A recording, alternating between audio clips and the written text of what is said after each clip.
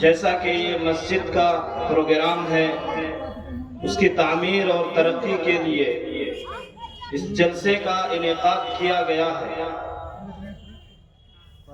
تو میں نے سوچا کہ مسجد سے دور کرنے والی انتہائی خطرناک چیز، ڈینجرس ڈیوائس اور اس کی خطرناکی کے بارے میں چند باتیں آپ کے سامنے رکھوں، جو ہمارے نئی پیڑھی کے نوجوان ہیں اور جو ان کے سرپرست اور گارجن ہیں، ان کے لیے یہ بہت ضروری باتیں ہیں۔ ہم جب کہتے ہیں کہ اپنے بچوں کو اور اپنے اولاد کو اس ڈینجرس ڈیوائس سے دور رکھیے، تو گارجین کو یہ بات سمجھ میں نہیں آتی کہ اس میں بھلا کیا خطرہ ہے، میں کیا خطرہ ہے، اسی کا تھوڑا سا ایکسپلینیشن پیش کرنے کی کوشش کروں گا انشاءاللہ، آسان اور سرل بھاشا میں۔ وقت کم ملا ہے، اس لیے بہت ہی تیزی کے ساتھ مثالوں کے ساتھ میں آگے بڑھنے کی کوشش کروں گا انشاءاللہ۔ جو لوگ ادھر ادھر بازاروں میں ٹہل رہے ہیں، وہ لوگ مجلس میں تشریف لائیں، کیونکہ یہ دینی مجلس ہے اور اس مجلس کی الگ خصوصیت اور فضیلت ہے۔ اس طرح کی مجلسیں بار بار نہیں ملتی، دکانیں مل جاتی ہیں اور کھانے کی چیزیں بھی مل جاتی ہیں، لیکن ان مجلسوں کا جو انعقاد ہوتا ہے وہ کبھی کبھار ہوتا ہے۔ اس لیے سبھی نوجوانوں اور ان کے ماتا پتا، گارجین کو گزارش کرتا ہوں کہ اس طرف توجہ دیں۔ محترم سامعین کرام، آج جو ہم ڈیجیٹل یگ میں جی رہے ہیں، تو کچھ ڈیجیٹل گمراہیاں بھی ہمارے درمیان پنپ رہی ہیں۔ سب سے پہلی مصیبت جو ہم کو فیس کرنی پڑ رہی ہے وہ ہے رائز آف میڈیوکر، مطلب تصدر التافہین، یعنی جو لوگ حقیر اور ذلیل قسم کے لوگ ہیں وہ ہمارے سامنے نمودار ہو رہے ہیں، اور طرح طرح کے ایکشن اور طرح طرح کے کنٹینٹ پیش کر کے اپنا لائف اسٹائل اور معمولی سے معمولی چیزیں شیئر کر کے ہمارے ہیرو بن رہے ہیں، اور ہمارے نوجوان چاہے لڑکے ہو یا لڑکیاں ہو ان کو رول ماڈل کے طور پر دیکھ رہے ہیں اور ان کو فالو کرنے کی کوشش کر رہے ہیں۔ جن کے جتنے فالوورز ہیں، جو فین فالوئنگ میں سب سے آگے ہے، وہ سب سے بڑا ہیرو ہے۔ یہاں تک کہ ایسا شخص اگر الیکشن میں بھی اتر جاتا ہے تو بھی اس کی جیت پکی مانی جاتی ہے۔ یہ کس قدر میننگ لیس لائف کا دور ہمارے زندگی میں، ہمارے زمانے میں آیا ہے کہ ہمیں پتہ نہیں ہے کہ وہ آدمی الیکشن میں جیت کر کے آئے گا ایسا تو ٹھمکے لگا کر کے اور گالیاں بک کر کے سب و شتم کر کے لوگوں کا ہیرو بن چکا ہے، لیکن کیا واقعی وہ سماج کے لیے صحیح سے کام کر سکتا ہے یا نہیں، یہ فیصلہ کرنے کی چھمتا اور شکتی ہمارے اندر سے چھن چکی ہے۔ اور محرومی کی بات یہ ہے کہ علماء کرام جب کوئی بات کرنے آتے ہیں تو علماء کرام کو کنٹھت سوچ اور جو ہے دقیانوسی سوچ جیسی القابات سے نوازا جاتا ہے۔ اللہ کے رسول صلی اللہ علیہ وسلم نے فرمایا، ابن ماجہ کی روایت ہے، علامہ البانی رحمت اللہ علیہ نے اس روایت کو صحیح قرار دیا ہے، سیأتی علی الناس سنوات خداعات يصدق فيها الكاذب ويكذب فيها الصادق ويؤتمن فيها الخائن ويخون فيها الأمين وينطق فيها الرويبضة قيل وما الرويبضة قال الرجل التافه يتكلم في أمر العامة۔ کہ اللہ کے رسول صلی اللہ علیہ وسلم نے فرمایا، لوگوں کے بیچ میں ایک ایسا زمانہ آئے گا جو بہت ہی فریب والا زمانہ ہوگا، دھوکہ والا زمانہ ہوگا، سچوں کو جھوٹا بنا دیا جائے گا اور جھوٹوں کو سچا مانا جائے گا، امانت دار کو خیانت کرنے والا سمجھا جائے گا اور خیانت کرنے والے، دھوکہ دینے والے، خبن کرنے والے کو امانت دار سمجھا جائے گا، اور पब्लिक मैटर पर, जनहित की बातों को जो है एक बेकार किस्म का आदमी जिसको रोए मिजा के नाम से याद किया गया, ये बेकार और हकीर और जलील किस्म का इंसान इस तरह की बातें करेगा जैसे वो बहुत बड़ा तीर मार लिया हो।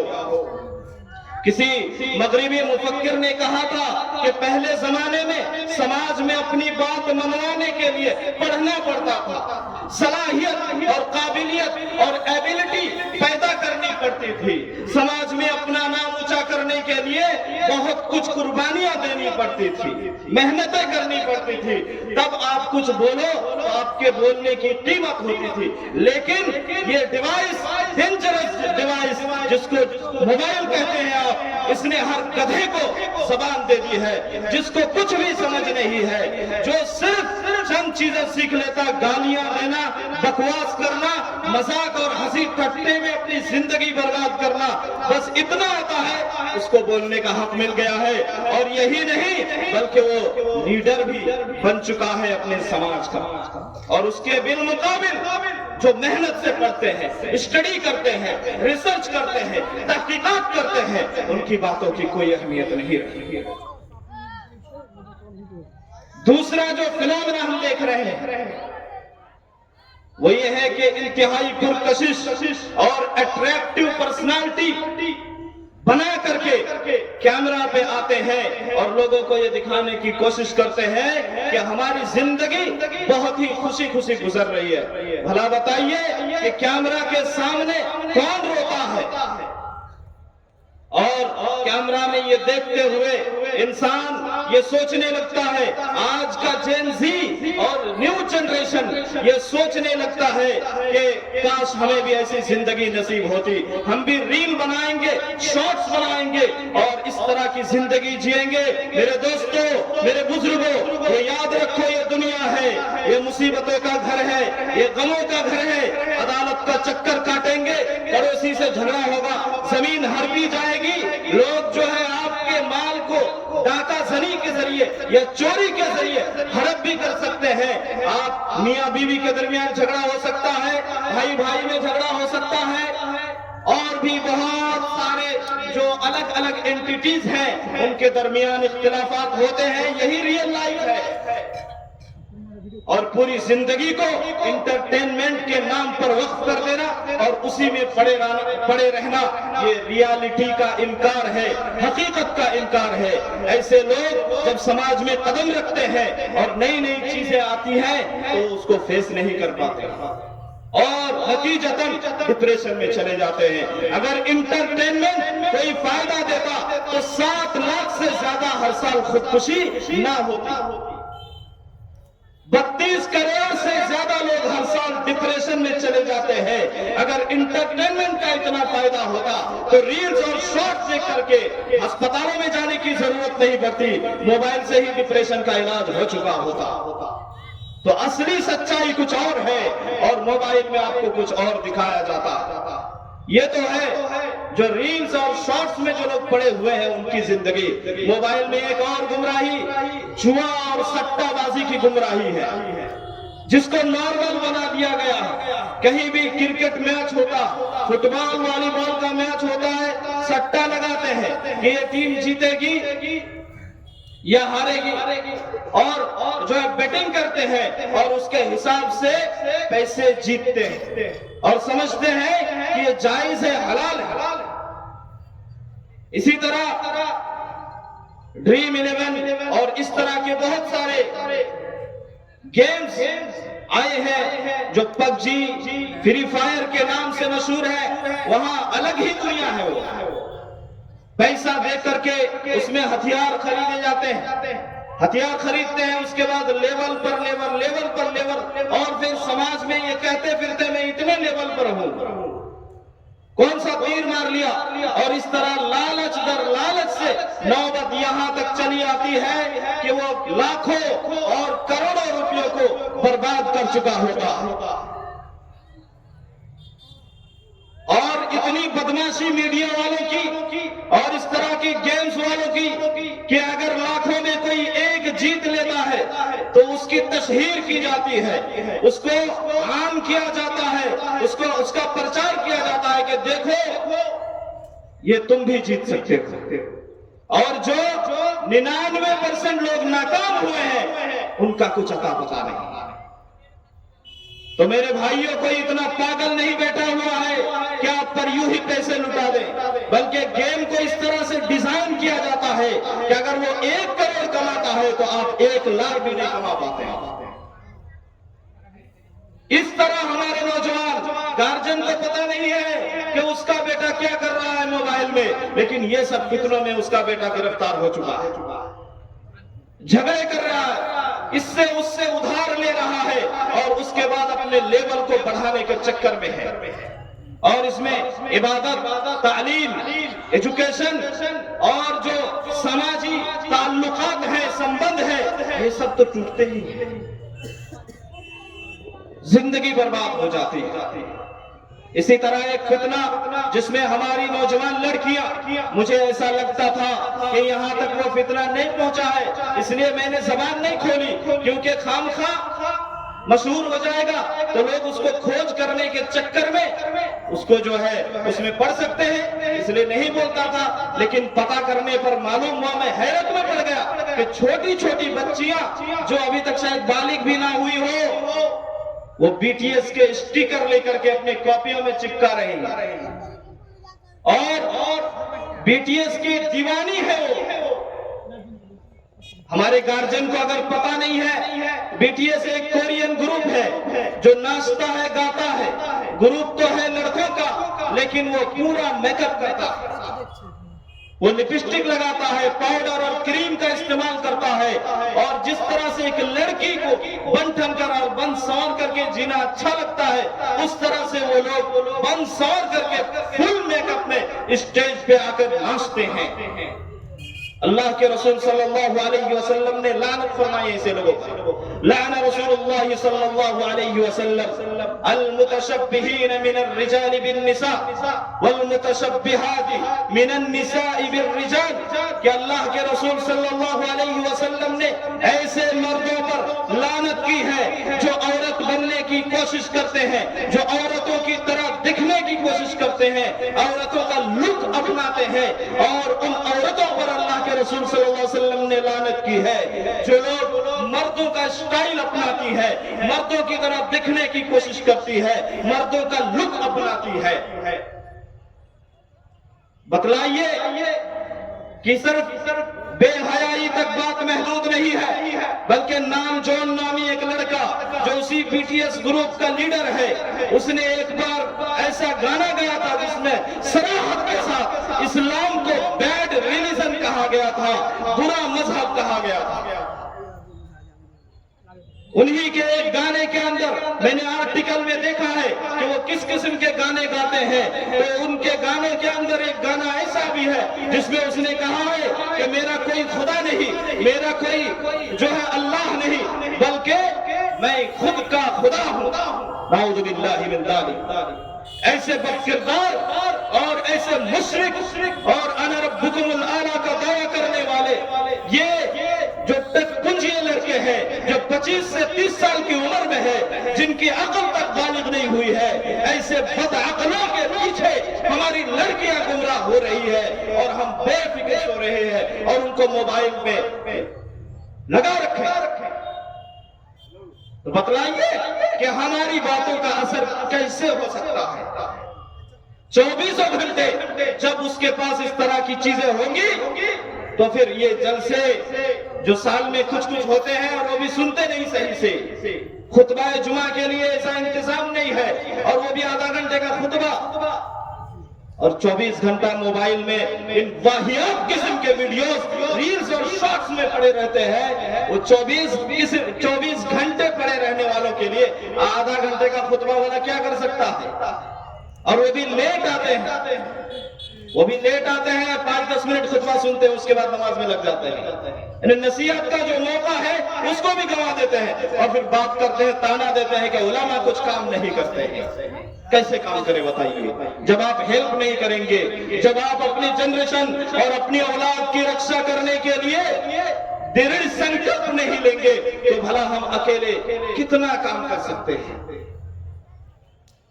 اللہ کے رسول صلی اللہ علیہ وسلم جو جوا کھیلنے والے لوگ ہیں، جو سٹہ بازی کرنے والے لوگ ہیں، اللہ کے رسول صلی اللہ علیہ وسلم نے فرمایا کہ من حلف فقال في حلفه واللات والعزى فليقل لا اله الا الله ومن قال لصاحبه تعال اقامرك فليتصدق، کہ جو کہے کہ لات و عزا کی قسم تو اس کو چاہیے کہ دوبارہ کلمہ پڑھے، لا الہ الا اللہ پڑھے، اور جو کہے اپنے ساتھی سے کہ چلو جوا کھیلتے ہیں تو اس کو چاہیے کہ صدقہ کرے۔ یہ کتنا بڑا گناہ ہے کہ صرف جوا کے لیے بلایا ہے، جوا کھیلا نہیں ہے، جوا کے لیے بلایا ہے۔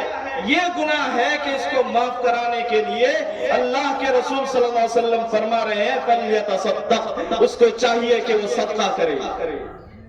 تو ایسے نوجوان جو لوگ اس طرح کی سٹہ بازی میں شامل ہوتے ہیں ان کو توبہ کرنے کی ضرورت ہے۔ اللہ تعالیٰ نے قرآن مجید میں فرمایا یا ایھا الذین آمنوا انما الخمر والمیسر والانصاب والازلام رجس من عمل الشیطان فاجتنبوه لعلکم تفلحون۔ شراب کے ساتھ جوا کا ذکر کیا گیا۔ کیا ایمان والو، شراب اور جوا کو اللہ تبارک و تعالیٰ نے حرام کر دیا ہے۔ آگے فرماتے ہیں انما يريد الشيطان ان يوقع بينكم العداوة والبغضاء في الخمر والميسر ويصدكم عن ذكر الله وعن الصلاة، کہ شیطان چاہتا ہے کہ شراب کے ذریعے سے اور جوا کے ذریعے سے تمہارے درمیان دشمنی پیدا کر دے، کٹتا پیدا کر دے، نفرت پیدا کر دے۔ یہ نفرت والا کھیل ہے۔ تو اس سے نوجوانوں کو ہوش میں آنا چاہیے۔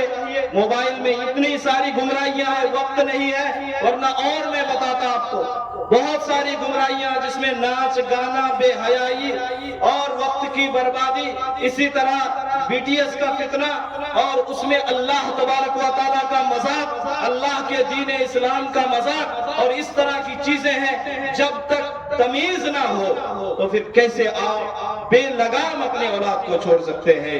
اور ان تمام میں جو پڑے رہتے ہیں ہمارے نوجوان، یہ اس لیے کہ ہماری زندگی میننگ لیس ہے، ہمارا کوئی مقصد نہیں ہے، ہمارا کوئی ٹارگٹ نہیں، زمینی ٹارگٹ نہیں ہے، اسی میں پڑے رہتے ہیں۔ اسی طرح آئیڈینٹی کرائسس ہے، ہماری کوئی پہچان نہیں ہے، کتاب و سنت کے بارے میں جانکاری نہیں ہے۔ سورہ فاتحہ پڑھنے بولو لیکن سورہ فاتحہ صحیح سے پڑھنا نہیں آتا ہے، نماز کی دعائیں یاد نہیں ہے، قرآن کی کسی سورت کا ترجمہ یاد نہیں ہے، کلمہ تک کا معنی اور مفہوم نہیں پتا ہے۔